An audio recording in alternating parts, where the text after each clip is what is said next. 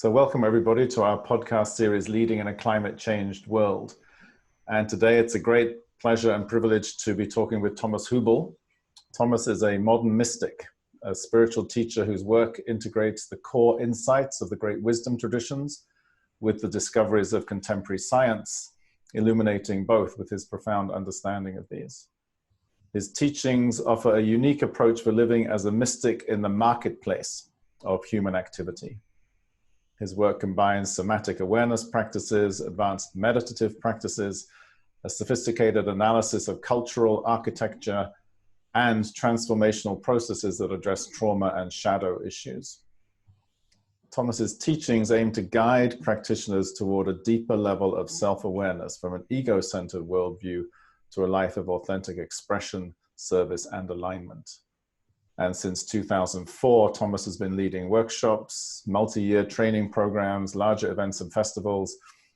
He's a sought-after private advisor to social entrepreneurs, business leaders, government officials, spiritual aspirants, and is a regularly featured speaker at conferences and workshops worldwide.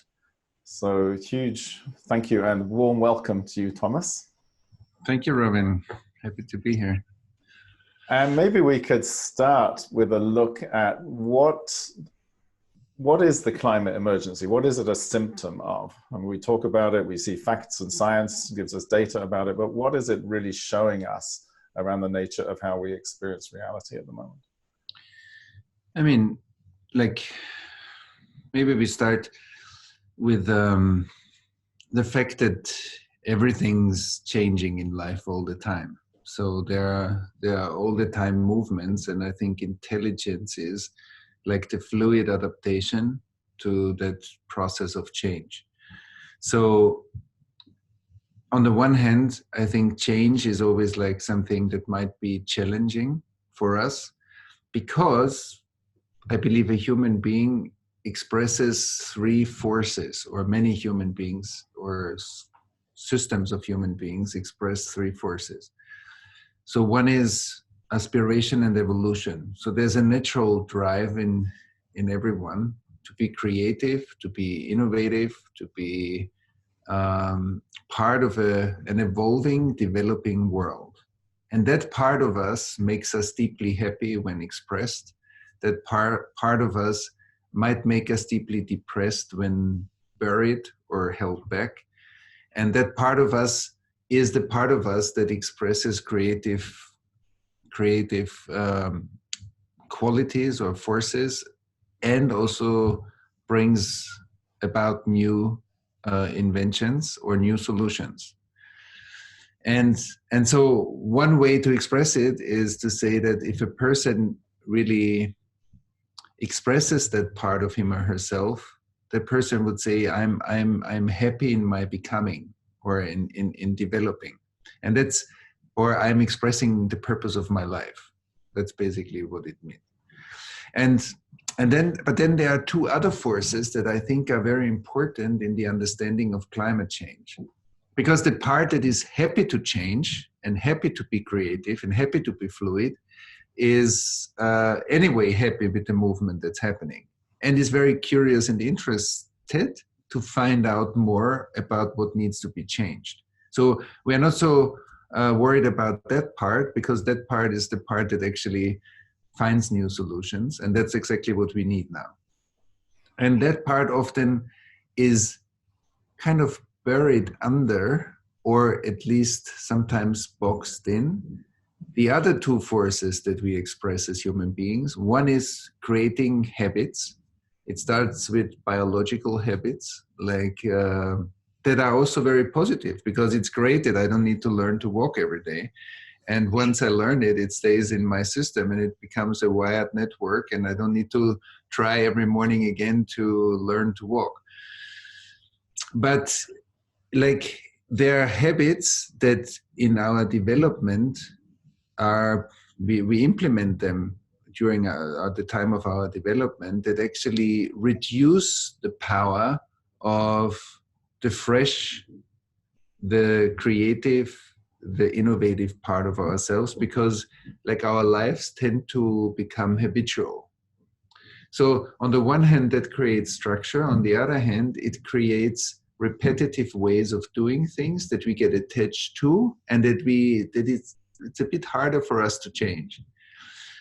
So habits can be changed through training, through education, through learning, and through a creative pressure, a necessity. So when we see climate change, we see a growing pressure in our social systems to bring about change. So that pressure will force our habits to open up and to create new structures in life that are more contemporary than the ones that we developed so far. But then there is another force or another aspect of our lives, and that's trauma. And trauma, by its nature, is two things. It's fragmentation and it's frozenness.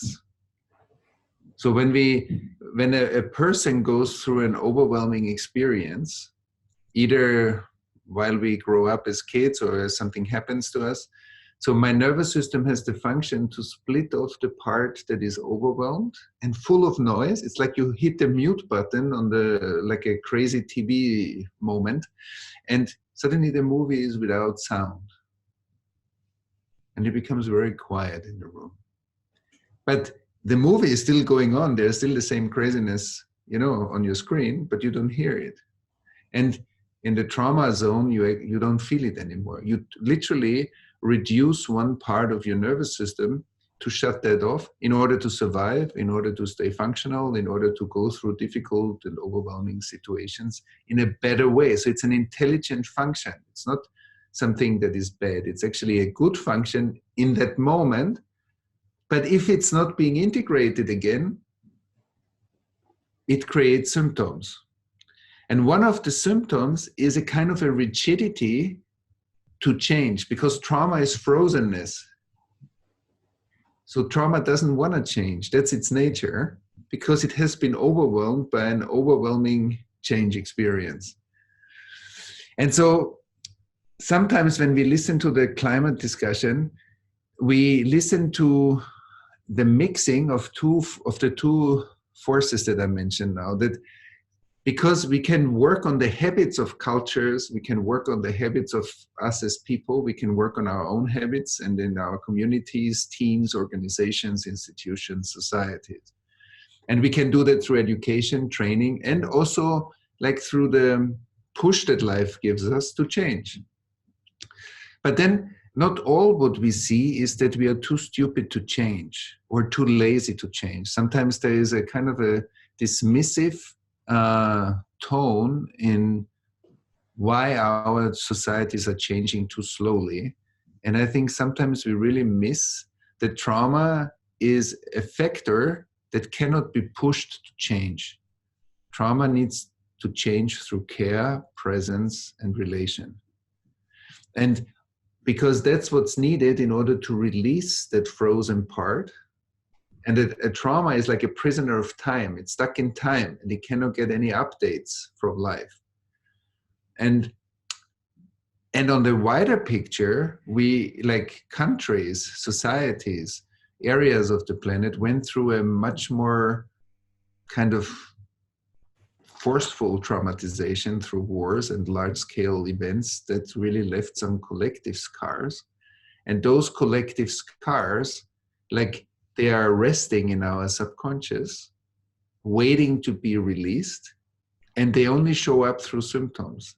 And I think one symptom that we see is the degree of disembodiment of emotional, mental, and physical fragmentation, and how many systems we created are actually fragmented.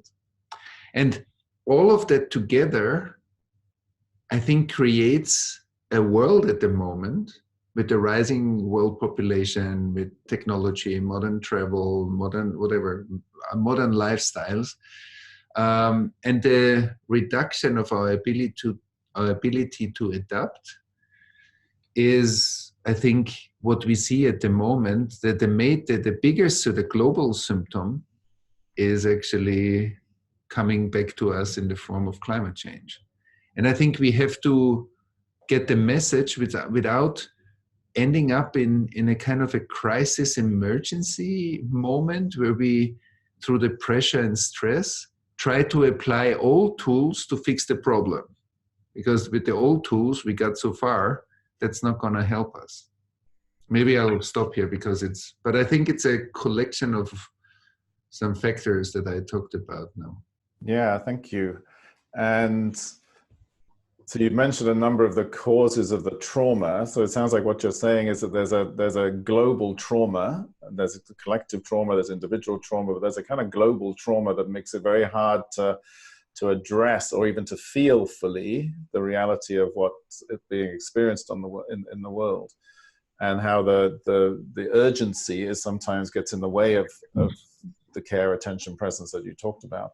So maybe you could speak a bit more also about this question of urgency, like also the language that we use, because sometimes people talk about it as a climate emergency, and then there's a kind of panic mode, and other people are saying, well, maybe we don't need to panic, but we definitely need to innovate.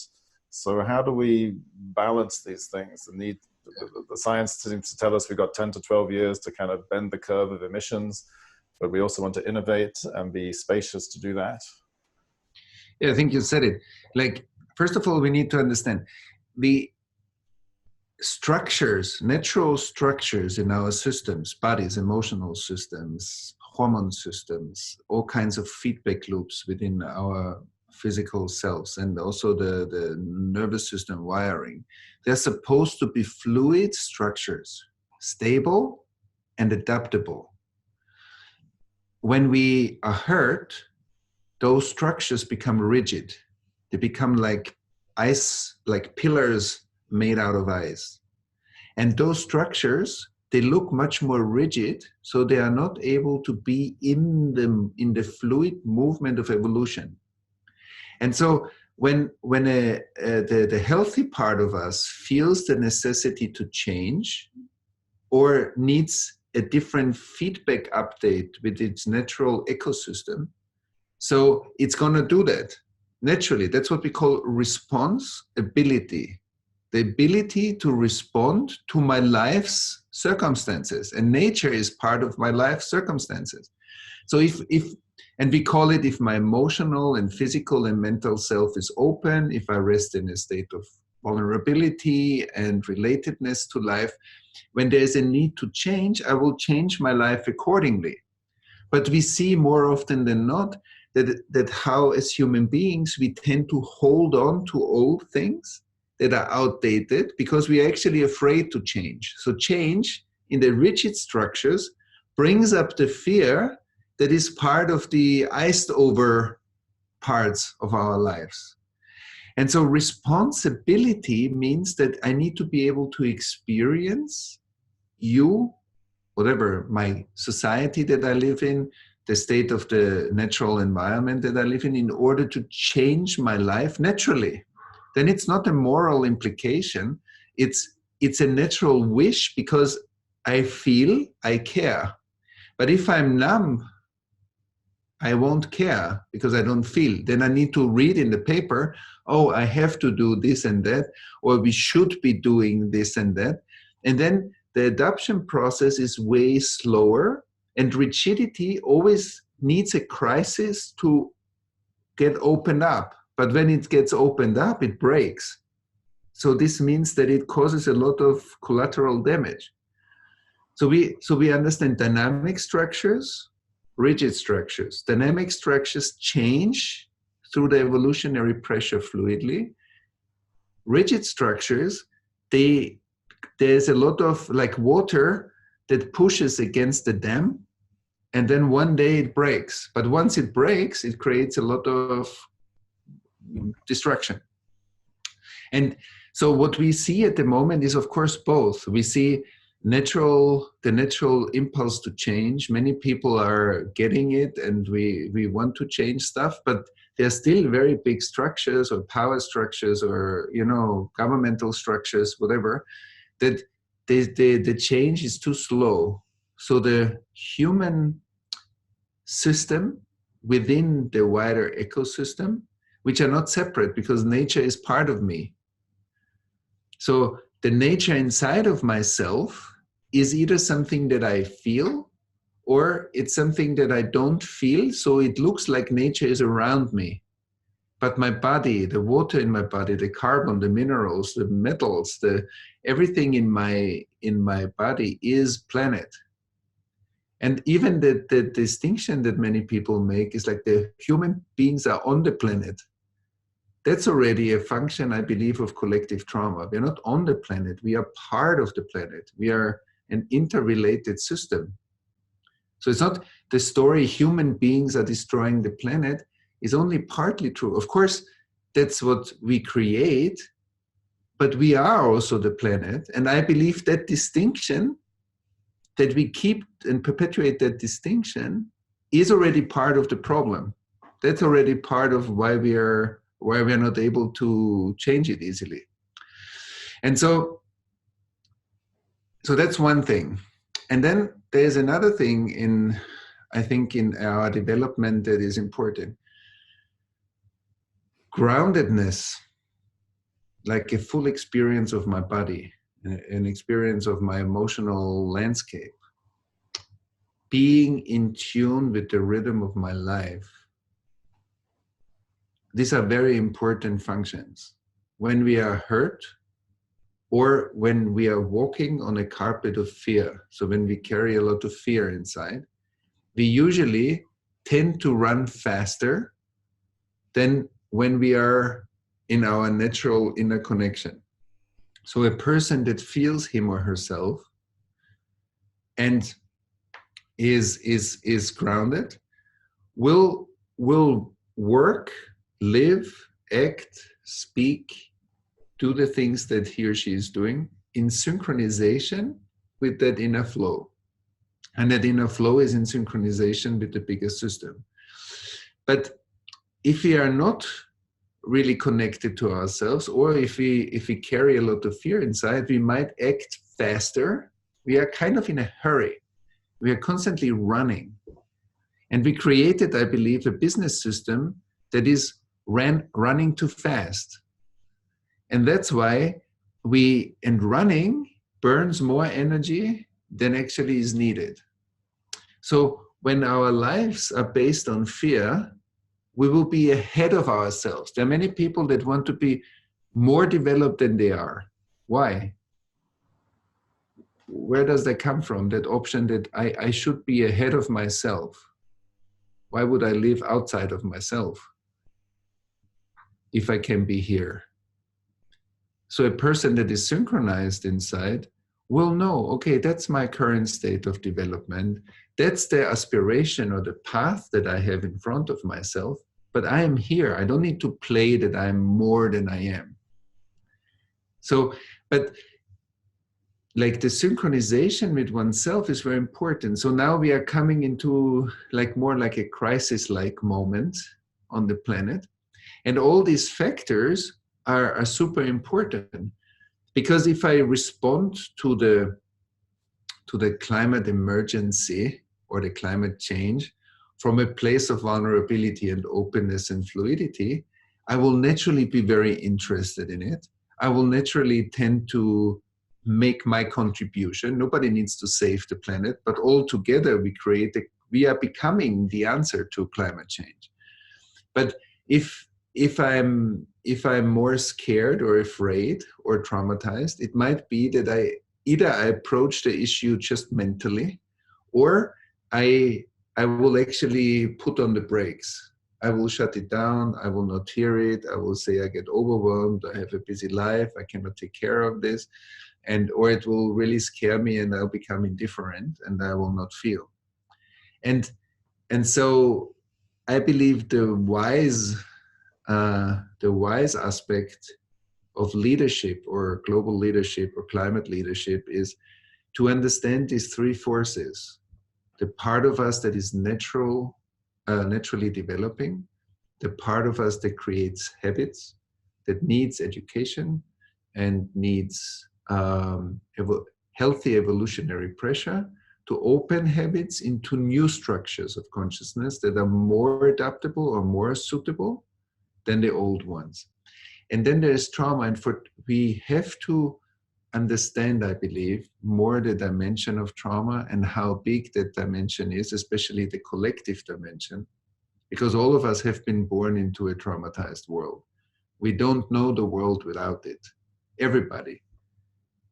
The teachers, our parents most probably, the people that we met, people that taught us at universities. Like we learned from a world in our upbringing that is already fragmented. So fragmentation and separation are two natural aspects of our world. And that we can think things that we can't live seems normal. So I can say ABC, but I cannot walk ABC. And it seems that's how life is. And I say, no, that's not how life is. That's how a traumatized life is. Because the implementation and the embodiment of learning is a super important aspect, because only then my life is in coherence and I can walk my talk. So somebody can know a lot about childhood attachment, be very hurt in one's own childhood attachment, and all the knowledge, even if I write a PhD about it, it doesn't change my life. And I think that the synchronization, the inner synchronization is very important. And that's why we need to find a way collectively how to take care of the part that actually in its nature is non-movement or frozenness. Because this part will always show up as the sand in the engine. This will always show up as the part that doesn't work. But it's not that it doesn't work. It's simply frozen. Yeah, that's so rich. There's so many different ways that we could explore this topic now. But I think I want to, because you've already in a way described some of the qualities that leaders need to have at the moment, or some of the awarenesses they need to have. You talked about these three parts. We need to be aware of the natural evolutionary movement that we have. We need to be aware of the habits that we form. We need to be trauma informed also. But I wonder if you could also talk with us a bit about what is leadership. Like, leadership is definitely different from management and from being a boss. But what is your understanding of leadership, and how can we develop it in ourselves and others? Yeah, I think it's a complex topic. What is leadership? You could fill a whole course about it. Yeah. Leadership, I believe, is the combination of competence and relation. In its most simple form, it's the combination of I'm a leader only if I express some competence. And even as a parent, you know, that my competence is that I am in life more years and I have more life experience. And I know that it's not so healthy to just run around in a city and cross streets without taking care of cars. So there is a competence in many ways. Competence is not just only professional competence. There's competence that is embodied competence that I can relate to my environment, and both together is leadership. I need to care in order to have a competence-based leadership. And there is another leadership style that is power-based leadership. Just because I'm born into a more rich family, just because I'm higher up in the hierarchy than somebody else, or because I kind of got some power from life, I tell you what to do. Just because I'm the boss of the company, I tell you what to do. But that can happen without any caring, and it's usually based on fear. And I believe, especially in some of the centuries that we are transitioning out of at the moment, power-based parenting was also a bigger part of the education field, let's say. So when we look at leadership, either we are at least partly based on a power-based leadership, which is usually based on fear and following, or we are coming from a relational perspective, that it is true that in some hierarchical way, through the competence and maybe a place in an organization, there is more power, but the power doesn't get exerted through just enforcement. It gets transmitted through relation, and the leadership is more based on resonance and competence than on power. But that's much more, it's much easier when I get triggered to tell somebody, okay, let's just do it. Yeah, or I say, do it or you get fired. So then I scare you and maybe you're doing it, but you won't be happy with it and it will have an effect on our organization. Or I take the time, like in parenting, I take the time, we sit down, I explain to you why that's important, we find an agreement, we find a natural resonance, and then we move on. But for some people, they might say, okay, it's less efficient, but I think eventually it's much more efficient because we create human systems that stay more open, vulnerable, and relation becomes the data network of the system.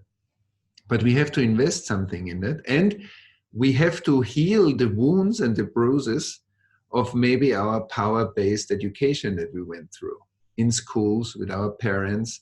Like there are lots of authority projections that are based on the wounds of power-based education.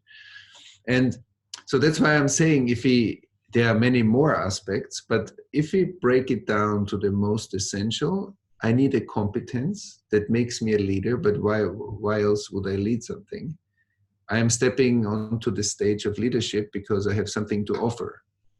So that's one thing. And the other part is that I'm able to relate that in a mature way, in a response-able way to my environment. So the relation becomes the carrier and the data connection.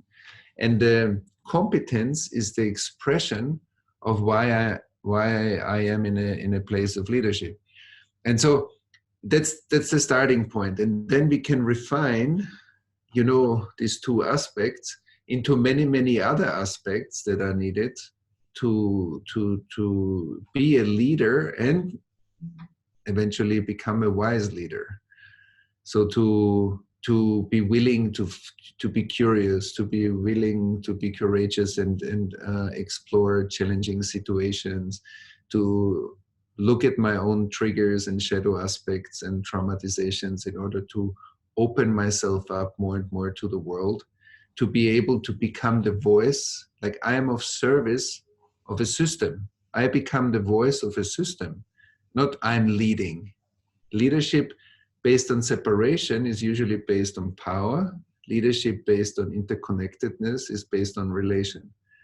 And so that means that I really need to sometimes take the time and contemplate, reflect, feel, tune in, find out, not know. There are many, many aspects of leadership that are based on wisdom principles. Because eventually leadership, like everybody who becomes a parent and is more or less healthy, is initiated into leadership. And everybody who is being promoted in a job or has a certain function in society is initiated into a higher responsibility.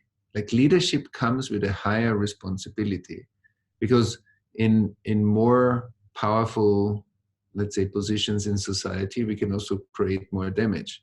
So it really needs more responsibility. And so compassion, empathy, and all what people call soft skills are definitely needed beside the competence in the field that I'm working in. Yeah, that's beautiful. And again, as you say, we could spend a lot of time just diving deeper into what we mean by leadership. But I'm also starting to feel like maybe we can move the conversation into a place about, you've spoken about leaders needing to be field thinkers. And I'd like to unpack that a little bit with you. And also you've spoken about how we can also, when we're in service, the kind of leadership that you just described, when we're in service, we get a kind of energetic boost to our system so that we can be of service in an even greater way. And you've also spoken about how these kind of practices, I think, can also enlarge what you call the game board of humanity, and that the planet's resources are not actually finite. And I wonder if we could speak a bit about on that kind of level, like the energetic principles of leadership also that draws in more and can actually expand the range of possibilities that we know. Yeah, so I think fear-based or power-based or trauma-based leadership is usually based on scarcity. So if somebody is constantly afraid to lose something, to lose my job, to lose resources, to lose, it's based on scarcity. And competence-based leadership is based on abundance. So there's something that is adding, like there's a kind of a power inside of my own creativity, your creativity, anybody's creativity that wants to contribute something meaningful to humanity and really cares about humanity. Then it's not just about my success, but it's about what I bring to the world. So the purpose of a human being is never without the environment. Like Bruce Springsteen said it very lovely in his show on Broadway. He thanked his audience and he said, listen, I thank you for like being part of my purpose, for allowing me to express my purpose. So the audience, Bruce Springsteen would be nobody without anybody listening to him. He would be a simple man. His purpose was like the expression of his talents and his artistic talents that touched so many people and informed so many people in the world. That's an interconnectedness. It only works together. So once I know that an individual is always entangled with the collective, there is no separate individual. It's always a kind of a Mobius strip, like the infinity sign. And so that interrelation is true for everybody. Nobody can express any purpose without others. And that's amazing. We are always interdependent. And so that's also true for leadership. There is no leader without anybody to be led. And then it's a natural learning. Then it's a kind of a beautiful process of relation, of the transference of information and skills and qualities, and like a mutual motivation or intention that we have within a system that we agree upon. Like a company shares a motivation. And so when we lead, like there is, of course, it's true that there is a kind of a, because we become part of a field. Like a company is also a field. An institution is a field. Society is a large field. And I believe, so there's a separateness of our thinking sometimes. It's a dissociated thinking. And then there is a connected thinking which combines our minds with our hearts. That means that when I can either think about you or I can think you. I can think and feel you at the same time. It's different. It means I feel you. I have a felt inner representation of Robin in myself. And I can have a cognitive reflection or thought process about you at the same time. But that's different. And so field thinking is that when I think about my company, I can be in a felt inner experience of my company. I can feel my company. I can see where things are flowing, where things are not flowing, what needs to be improved, what needs to be upgraded, what upgrades itself. So there are many dynamics that I can not only think about rationally, I can have a vivid inner experience of my company as an organization. I can have a vivid inner experience of parts of society. But because in a state of traumatization or disembodiment, I can't do that because I don't feel anything, I'm numb. And that's why it seems like, oh, what are you saying? Why? How can you feel your company. It sounds a bit abstract or sometimes unreachable for some people. And for some leaders, it will be the most natural thing ever. If you ask them, they will say, yeah, that's what I do every day. I all the time have an intuitive sense of the organization that I'm working in. I feel connected. I feel when people are not happy, when they're like, some people have that as a natural skill.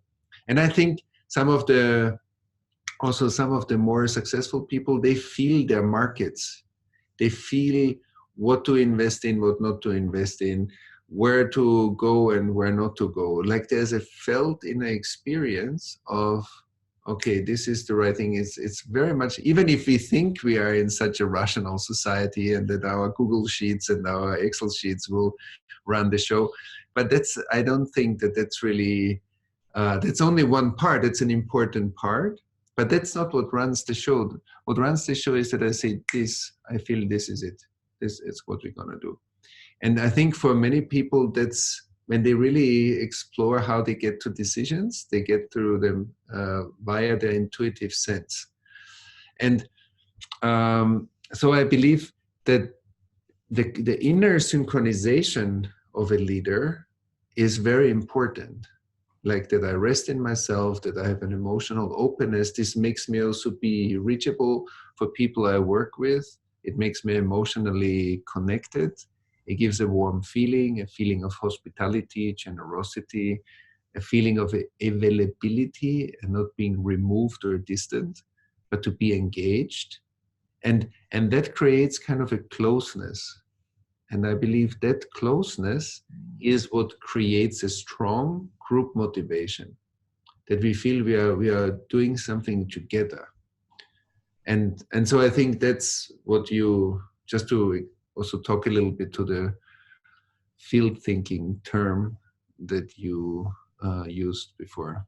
Yeah, that's great. It's really clear also and very powerful to go through life like that, in a way to say I'm not separate from my company either. I can kind of feel my company and host my company in my being and the markets and the wider society also. And then the other point that I want to invite you to touch on is and sometimes you make this movement like this, like that we can draw in energy or we can expand the range of possibilities that we think are limited.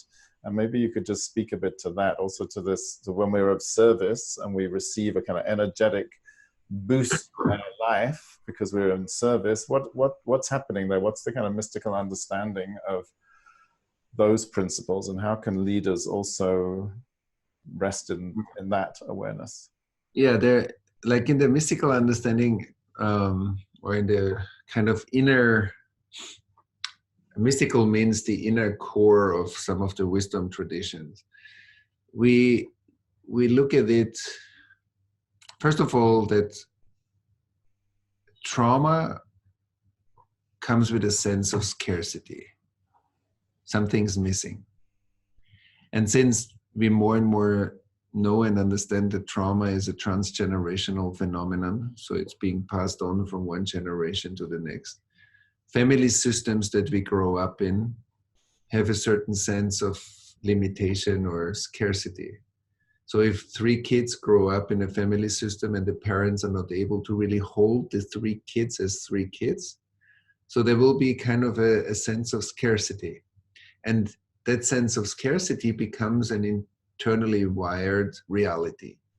And then I live in a world where other people also experience similar things. And when the trauma gets harder, so the scarcity gets more.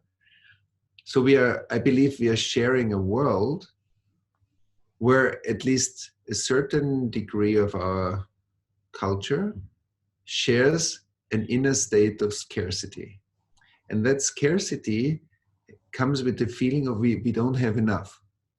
And I constantly need to effort to have enough. And that's different from healthy aspiration, participation, engagement. That's different. We are passionate about things that we do. Doesn't mean that I constantly need to burn my energy to be part of something.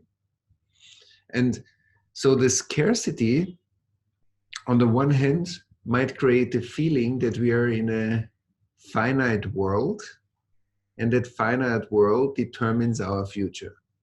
On the other hand, in the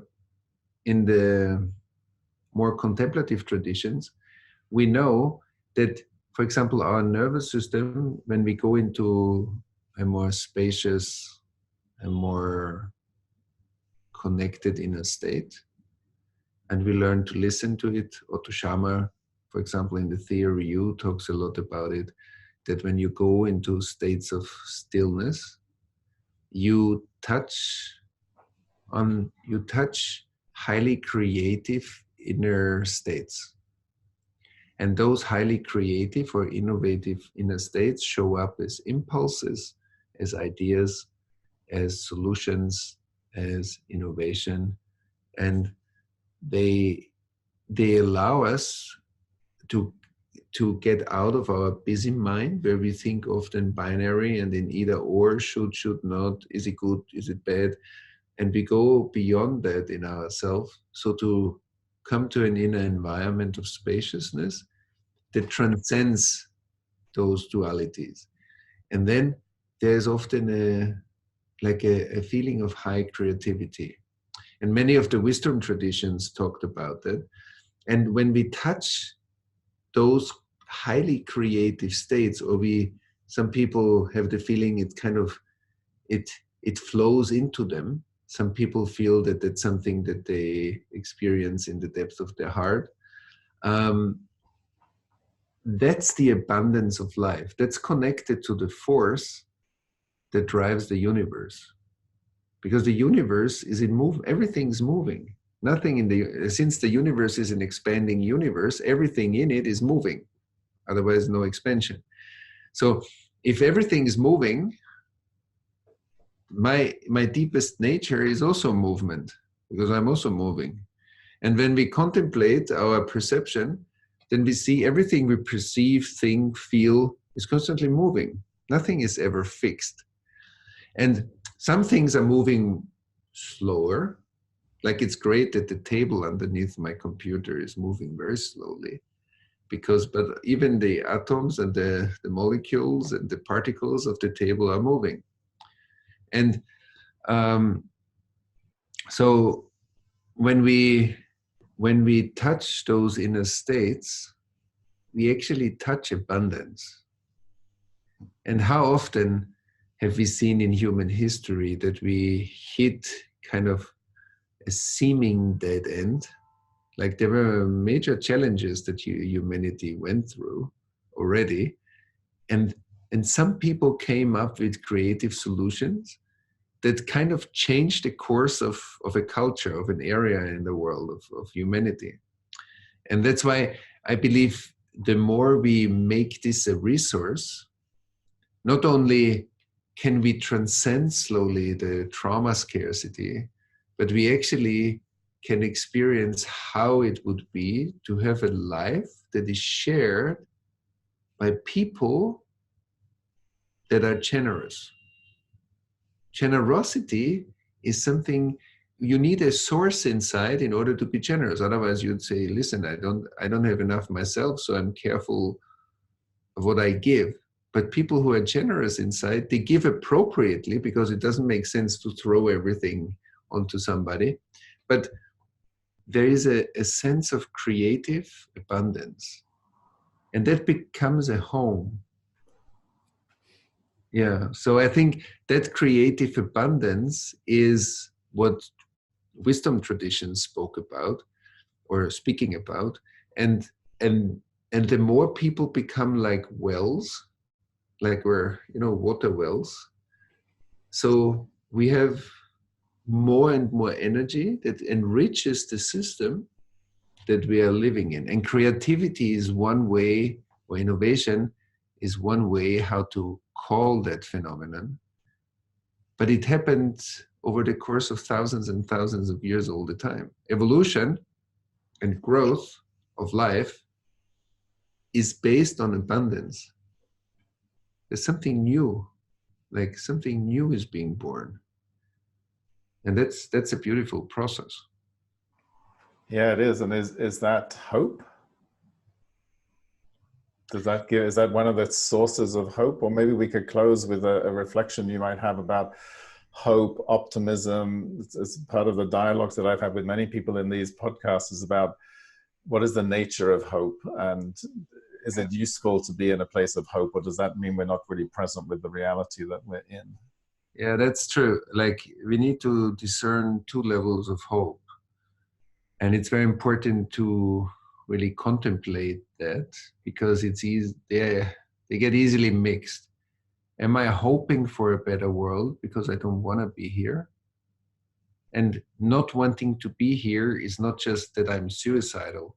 Not wanting to be here means that when I stop and I rest in my life, I get flooded by all the stress, all the fears, all the undigested emotions, all the trauma that I or my ancestors went through. And that's why I'm running all the time, why I'm getting entertained all the time, why I feed myself with information all the time. Because if I fast, stuff will come from inside out. So that's why many people put stuff from outside in, that it stays quiet. But in the moment, it's like the detox mechanism of our body. My liver, my kidneys, my whole body. So when you fast, so stuff comes out. Like the body detoxes toxins that we put in with our food all the time.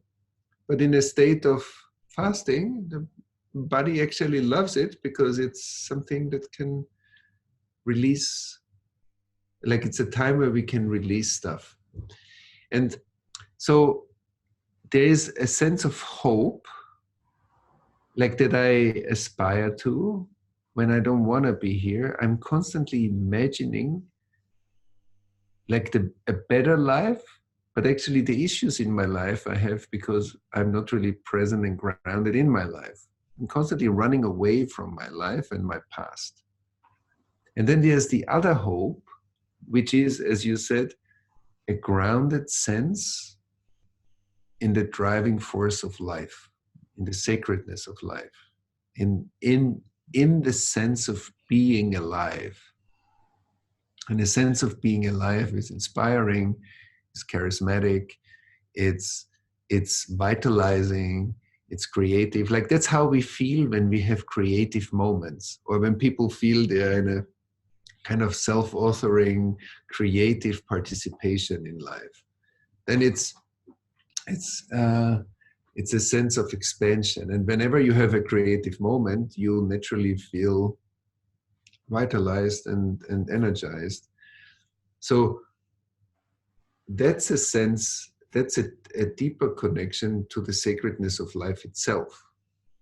And there is an ongoing driving force that some people call hope. And I think that's where we literally are connected to the fact that the future calls us. When the future is not an avoidance of life, when the future is the expansion of life. So that's a difference. For some people, we want the future, we imagine a future because we are running away. And then we are kind of in a bypassing of life.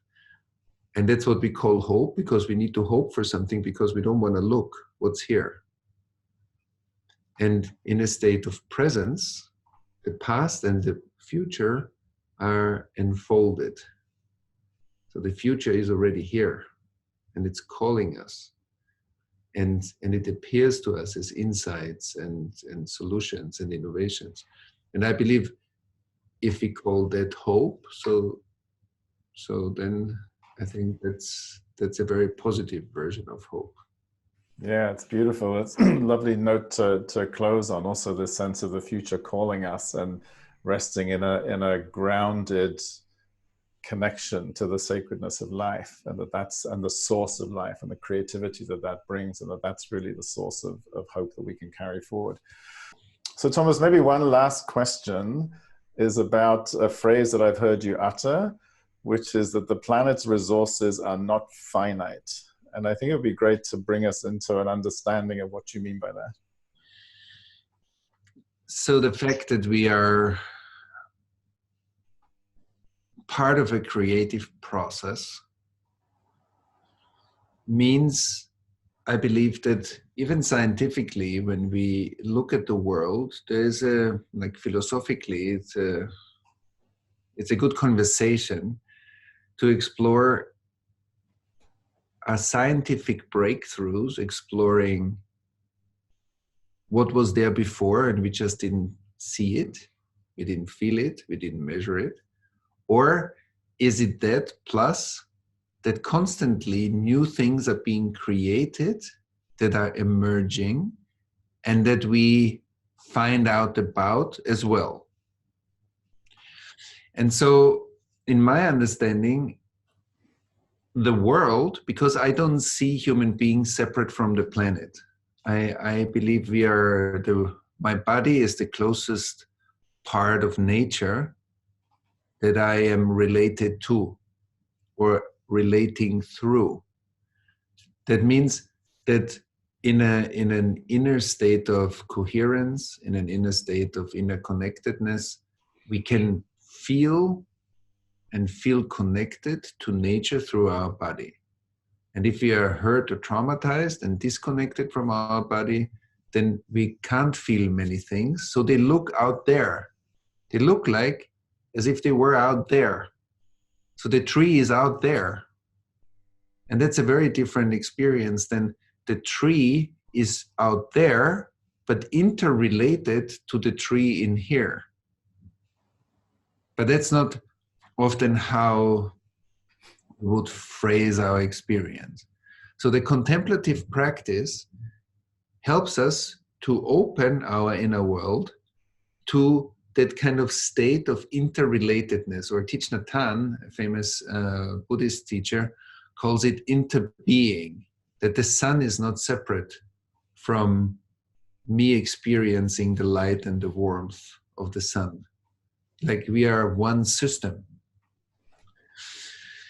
So that's one thing. The other thing is that I believe the planet is one option amongst many options of that planet, given the current state of consciousness of the planet, which includes the state of consciousness of humanity, of course, as well. So that means that within that state of consciousness, and all the people, all the beings, all the animals, everything that creates that system has a current state of consciousness, and that makes one possibility real. But that's only one option. So if that state of consciousness decreases, everything becomes smaller.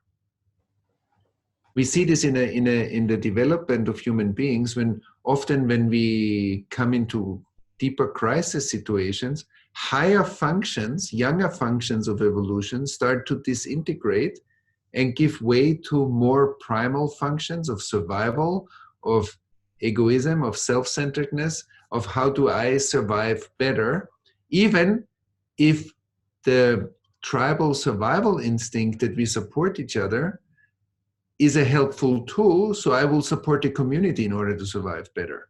But to see that that's not a natural higher function of consciousness, that's a function that we express in group survival situations, like a tribal group survival. And so higher functions are based on compassion, on inclusion, on presence, on interconnectedness, on the deep realization of interconnectedness, not just as a mental idea, as a felt moment to moment to moment life experience. And so when we look at that interconnectedness, it expresses a field of intelligence. The system is a complex system that circulates information like data, and not only internet data on many levels is circulating in the system. So collaboration, and healthy collaboration, is based on relational awareness and the fact that I include you, you include me, and together we develop something. And the more the data flows between us, the more we can create together. So the planet on one level of consciousness looks like A, on another level of consciousness looks like B. And this means that's why scientific breakthroughs and state of consciousness are interrelated, which in its more some radical understanding means that if somebody meditates in the Himalayas, somebody else can have a scientific breakthrough or an innovative idea when they drive to work. And we don't see those things usually as interrelated. We see them, there's somebody sitting somewhere unknown in the Himalayan mountains and somebody else has the copyrights on the idea. But seen from a much bigger perspective, we are just entrusted with serving an idea. It doesn't belong to us. It belongs to humanity. But the energy and the work and all the competence that I put in order to do so, I'm entrusted, and that's, I believe, should be the rewarding function, not that it belongs to me. And so on different levels of consciousness, the planet literally has a different size. And every time a human being is born, the planet is actually getting bigger, not smaller. And so there's an interesting phenomenon, but we don't see it that way because we limit often the planet or the understanding of the planet through our state of consciousness. And of course, there is kind of an overpopulation, but that's a different topic, I believe. Meaning that every human being brings, through purpose and creativity and intelligence, an additional information into life. And I think if we create more potential-oriented societies where we support each other's potential, we have enormous creativity on the planet in order to solve many, many issues that we have. It's also often not that we don't have the solutions. Often we don't have the implementation of the solutions because it seems so hard. It's not that we don't know what to do. Often it's that implementing what we know how to do, even in our education system, some of the leading edge breakthroughs don't even make it into the regular education system. Although we know already much more, we are still teaching other things. And so until it trickles down and it gets implemented, it takes some time. And that's why I think the understanding of trauma at the moment as a science is very helpful, because it shows us, even in our neurological scans and functions, we can learn to map and see more the effects, the limiting effects that trauma brings, but also the resilience that the resolution of trauma brings. Because if somebody gets traumatized and really integrates the trauma and takes it on and develops it further, that person creates a new sense of resilience for himself and others that becomes an added value to humanity. And so I believe so that's one thing. And maybe the last thing is that in the mystical traditions, we see the divine, God, the creative force of the universe, as an overflowing, abundant flow of creation or creativity. So being connected to that inner force that right now pulsates through veins of everybody that listens to this conversation, that inner connection is an ongoing process of creativity. It constantly adds something to the world, to the universe, to each and everybody's personal lives. And the more we practice to be connected to that force, as we said before, there's hope in the good sense, but there is an unlimited resource of creative energy. It expands right now as we are talking, the universe. So it creates the whole movement of life. And I believe being grounded in that movement is an ongoing additional energy that we bring into the system. So there is not one fixed world, but there's one planet, and there are different possibilities of the same planet, but only one we can make real together. And the fact is that we have to do it together because it's a shared state of consciousness. So everybody is needed because everybody is in, and everybody is part of an orchestra. Imagine you had the Philharmonic Orchestra, and some musicians are really passionate. Some musicians sometimes show up and sometimes don't. Some musicians are totally indifferent. And some musicians actually disturb the others to play. And now make it work. And I believe that's our challenge. We cannot just cut them out, the ones that are disturbing and the ones that are indifferent and the ones that come from time to time no, we have to make it work with all of them. And I think that's wise leadership, is to see that what seems to be in the way is the way. There's nothing in the way. That's how we externalize problems.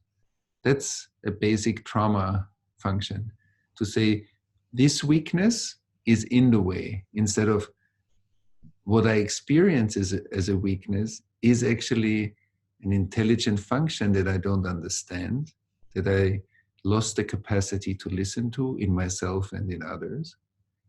And learning means that I will learn to listen to it in a way that I will be able to integrate what has been abandoned already. And many, many issues in our world look like disturbing us, look like as if they were blocking our way. Without it, it would be much better. And in an abundant world, we would say, no, this symptom has a meaning and it needs to be addressed. And even if it's difficult for me to find a solution for it, the only way is we cannot just cut it out. We have to relate to it. And so the more we are willing to look at the symptoms that seem like disturbances, we become more whole. And wholeness, I believe, is the remedy for a world of scarcity to create a world of abundance. Yeah, that's beautiful. Thank you very much. And thanks for your time again today, Thomas. We really appreciate it, and for such a rich dialogue that you've engaged us in. I think it's been very multifaceted and deep and rich on lots of different levels.